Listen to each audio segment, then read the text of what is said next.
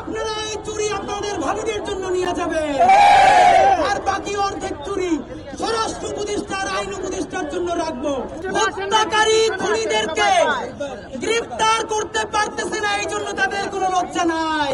তাদের সমস্ত লজ্জা এই লাল চুরি গ্রহণ করার মধ্যে। এত লজ্জা, খুনির সাথে ঘুরতে লজ্জা লাগে না? বেগম পাড়ায় বাড়ি করতে লজ্জা লাগে না? লজ্জা শুধু জুলাই হত্যাকাণ্ডের বিচার করতে 300 কোটি টাকার মালিক হয় চোরের বাচ্চা চোর। প্রশাসনের বিভিন্ন জায়গা থেকে বারবার ফোন দেওয়া হচ্ছে তারা নাকি চুরি নিতে লজ্জা পায়। আপনি ভাবেন হত্যাকারী খুনিদেরকে গ্রেফতার করতে পারতেছে না, এই জন্য তাদের কোনো লজ্জা নাই। প্রতিদিন আজকে এখানে অন্তত 5 জন আছেন যারা জুলাই যোদ্ধা এবং গুলিবিদ্ধ। সেই গুলিবিদ্ধ ভাইরা এসে জানিয়েছেন তাদেরকে প্রতিদিন স্থানীয় আওয়ামী লীগ থ্রেট করছে, তারা থানায় গিয়েও কোনো বিচার পাচ্ছে না। এই জন্য প্রশাসনের কোনো লজ্জা নাই, তাদের সমস্ত লজ্জা এই লাল চুরি গ্রহণ করার মধ্যে। এখন পুলিশ বলে ভাই আমাদেরকে তো আমলারা চালায়, আমাদেরকে চুরি বলাই আপনাদের কি লাভ? আমলারা বলে প্রশাসনই তো এক্সিকিউট করে মাঠে পুলিশেরা, আমাদেরকে পড়াই দিয়ে তোমরা কি করতে চাও? তাইলে বাবারা আপনারা যদি কেউ করতে না চান তাইলে কাজ করেন, চেয়ার টেবিল ছাইরে আমাদের জায়গায় আসেন, জুলাই শহীদের পরিবারে গিয়ে আপনাদের চেয়ারে বসবে। এত লজ্জা, খুনির সাথে ঘুরতে লজ্জা লাগে না? বেগম পাড়ায় বাড়ি করতে লজ্জা লাগে না? 30,000 টাকা যেই কারারের বেতন 300 কোটি টাকার মালিক হয় চোরের বাচ্চা চোর। চুরি করতে লজ্জা লাগে না? হত্যা করতে লজ্জা লাগে না? আয়নাঘর করতে লজ্জা লাগে না? আয়নাঘরে লজ্জা নাই, ডাকাতিতে লজ্জা নাই, চুরি করতে লজ্জা নাই, লজ্জা শুধু জুলাই হত্যাকাণ্ডের বিচার করতে।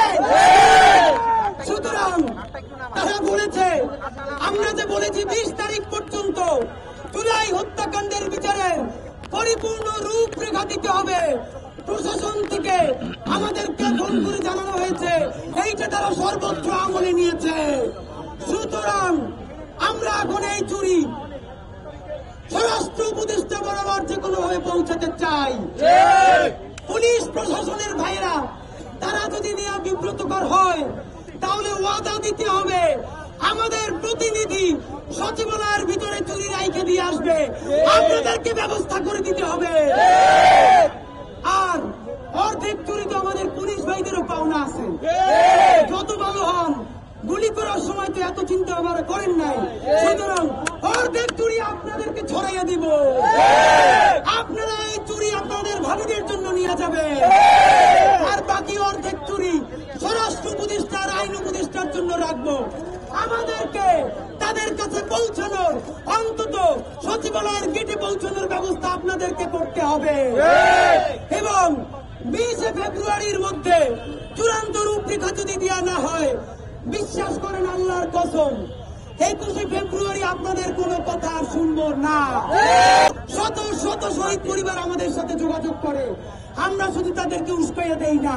সুতরাং শহীদ পরিবারদেরকে নিয়ে এখানে আসবো, যদি আপনাদের বুকে সাহস থাকে সেদিন পারলে আমাদেরকে আপনারা আটকাইয়েন।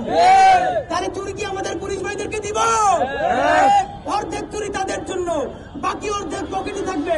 তারা আমাদেরকে ফোন করে বলেছে যে কোনো ভাবে হোক আমাদেরকে সাহায্য করবে সেখানে পৌঁছে দেওয়ার। সুতরাং এইবার পুলিশ ভাইদের জন্য চুরি উপহার দেওয়ার পালা। হ্যাঁ, আপনারা সবাই রেডি তো?